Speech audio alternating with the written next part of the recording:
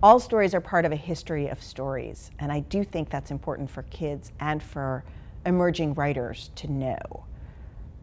My Toys Go Out series, which is a series about toys who have a secret life, is, in a continuum with, in a conversation with Winnie the Pooh and the Raggedy Ann stories that I grew up with, and with work by later writers like The Miraculous Journey of Edward Tulane by Kate DiCamillo, or the Toy Story movies.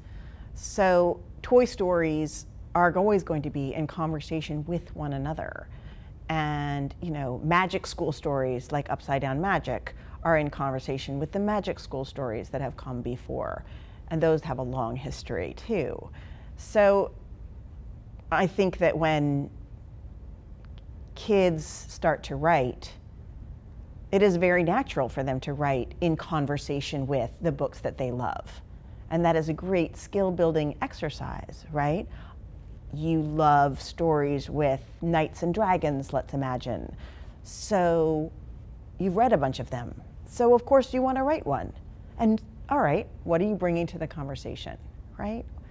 How is your knight like you? How is your dragon like you, right? How are their feelings like your feelings? What are you borrowing from this writer? What are you borrowing from that writer, right? This, I think, is very empowering to kids. It was certainly empowering to me as a way of thinking about my own writing. When I go into classrooms and schools, I sometimes see kids who are being encouraged only to write about their own everyday experiences, memoir, essentially.